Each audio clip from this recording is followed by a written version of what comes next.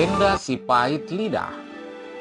Dikisahkan zaman dahulu ada seorang pangeran yang bernama Pangeran Serunting. Menempati daerah Sumedang, Sumatera Selatan. Serunting merupakan anak dari keturunan raksasa yang bernama Putri Tenggang. Suatu hari Pangeran Serunting mempersunting seorang gadis desa biasa yang bernama Siti. Setelah menikah, ia mengajak istrinya untuk tinggal di istana yang megah, menemani sang suami. Namun kala itu, Siti justru nampak kebingungan. Di satu sisi, ia tidak ingin berpisah dengan adik laki-lakinya yang bernama Arya Tebing. Tapi Siti mengerti, karena ia harus patuh terhadap suaminya tersebut. Namun ketika hal itu disampaikan kepada Arya Tebing adiknya, ia menyatakan bahwa lebih senang ia berada di desa, mengingat ia biasa hidup dengan bebas dan leluasa daripada harus tinggal di istana yang penuh dengan aturan.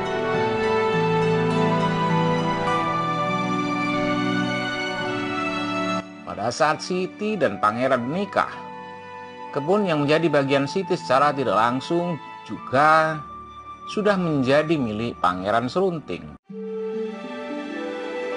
Agar tidak terjadi perselisihan di antara mereka, Pangeran Serunting pun menyarankan agar kebun mereka diberi pembatas. Lebih baik di ladang itu diberi pembatas agar kelak tidak terjadi perselisihan di antara kita, ujar Pangeran Serunting. Saran yang bagus, Kanda, kata Arya Tebing.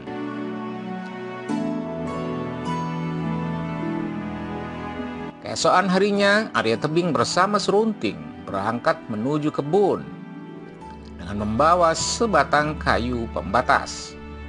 Dan setibanya di sana, kayu pembatas itu mereka tanam dalam-dalam di tengah ladang. Beberapa hari kemudian, pada kayu pembatas itu tumbuh tanaman cendawan atau jamur. Namun, cendawan yang tumbuh pada batang kayu itu jauh berbeda. Cendawan yang mengarah ke kebun Serunting hanya cendawan biasa. Sedangkan cendawan yang mengarah ke kebun Arya berupa cendawan emas.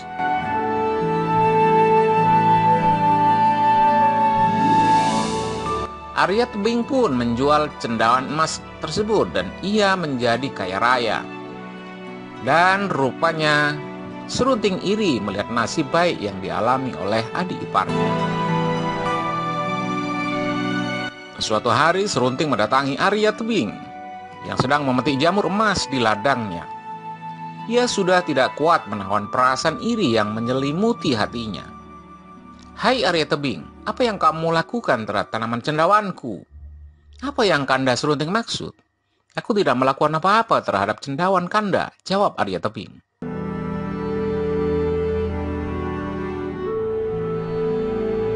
"Kamu telah berbuat curang kepadaku," tegas Pangeran Serunting.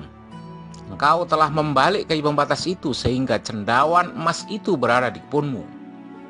Engkau telah membalikkan keadaan yang sebenarnya." Pangeran Serunting tidak tinggal diam, bahkan menantang Arya Tebing. "Tidak usah banyak alasan, jika kamu berani, lawan aku.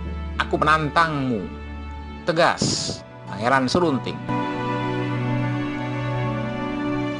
Arya Tebing begitu bingung untuk menjawab tantangan itu.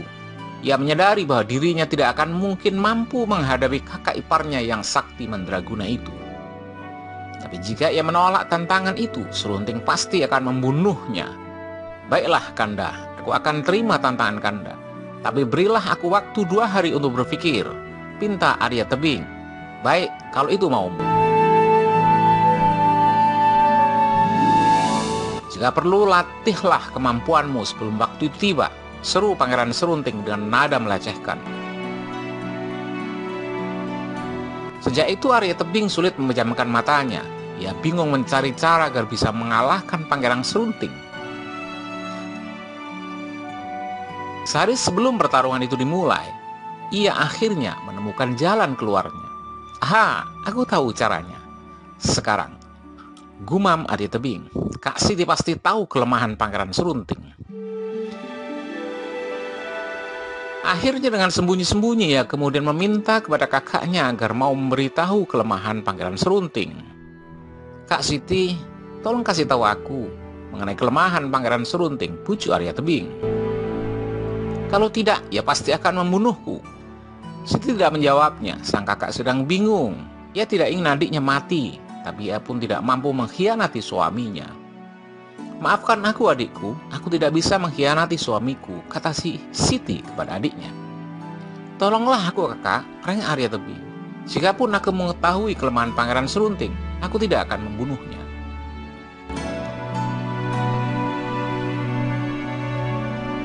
Namun sebaliknya, ia pasti akan membunuhku.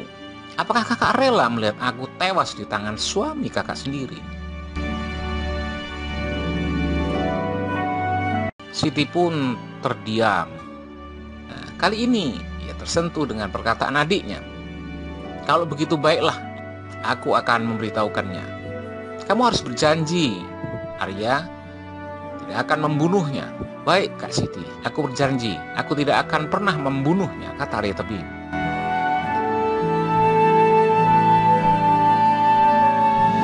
Akhirnya, Siti pun membocorkan rahasia kelemahan suaminya kepada Arya Tebing. Rahasia kesaktian suamiku ada pada rumput ilalang yang selalu bergetar walaupun tidak tertiup angin, kata Siti. Jika kamu menombakkan rumput itu, kekuatannya langsung lenyap seketika. Baik Kak, terima kasih atas bantuanmu, ucap Arya Tebing. Pada hari yang telah ditentukan, Pangeran Serunting dan Arya Tebing pergi ke sebuah ladang ilalang. Setibanya di sana pertarungan pun dimulai, dan betul saja, baru saja pertarungan itu dimulai, Arya Tebing sudah mulai terdesak oleh serangan-serangan kakak iparnya. Hal itu menunjukkan bahwa betapa tingginya kesaktian Pangeran Serunting. Meskipun demikian, Arya Tebing tidak gentar karena sudah mengetahui kelemahan sang pangeran. Pada saat yang tepat, ia segera menombakkan ilalang yang bergetar di padang tubuh Pangeran Serunting. Ilalang tersebut mengenai lengan Pangeran Serunting. Dan seketika itu pula, Pangeran Serunting jatuh tersungkur ke tanah dengan keadaan luka parah. Merasa dikhianati oleh istrinya, Pangeran Serunting pergi meninggalkan kampung halamannya menuju Gunung Siguntang untuk bertapa. Setibanya di sana, tiba-tiba ia mendengar suara gaib dari Sang Hyang Mahameru.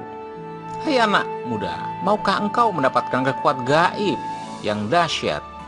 Tanya suara Sang Hyang Mahameru. Saya sangat mau, wahai Sang Mahameru, jawab Pangeran Serunting. Baiklah, tapi tentu ada syaratnya, yaitu engkau harus bertapa di bawah pohon bambu hingga daun bambu itu menyelimuti tubuhmu. Sejenak kemudian Serunting bertapa di bawah pohon bambu dengan hikmat. Rasa lapar dan hal duniawi tidak ia hiraukan lagi. Tujuannya hanya satu, yaitu menjadi lebih kuat lagi. Hari berganti hari hingga tak terasa 2 tahun lamanya Serunting bertapa. Daun-daun berguguran menutupi seluruh tubuh Serunting. Bangunlah wahai pangeran, kini sudah saatnya bangun dari pertapaanmu. Sesuai janjiku, aku akan menurunkan kesaktianku kepadamu. Kau telah memenuhi semua syaratku.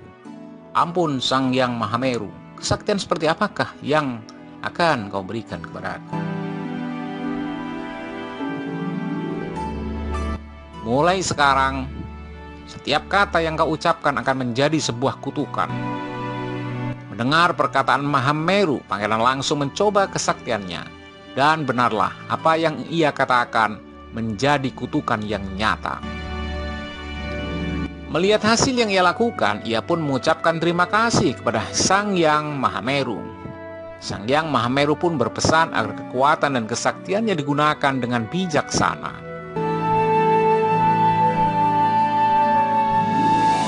Semenjak itu, sang pangeran memutuskan untuk mengembara sebelum pulang ke kampung halamannya. Suatu ketika, sang pangeran berhenti sejenak. Ia mendapati seorang kakek nenek yang sudah lama berkeluarga, tetapi belum mendapatkan keturunan anak. Dengan kesaktian lidahnya, ia mengubah selai rambut milik nenek menjadi seorang bayi laki-laki. Begitulah seterusnya di sisa perjalanannya menuju Sumedang, si pahit lidah telah belajar berbuat baik kepada sesama makhluk hidup.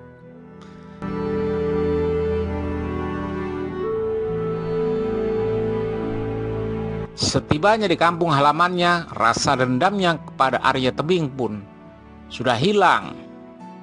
Sudah seiring dengan perbuatan baiknya di sepanjang perjalanan. Ia pun meminta maaf kepada adik iparnya itu, juga kepada istri tercintanya. Semoga ada nilai baik yang dapat dipetik dari cerita si pahit lidah ini. Semoga ada nilai baik yang dapat dipetik dari cerita si pahit lidah. Sekian dan terima kasih.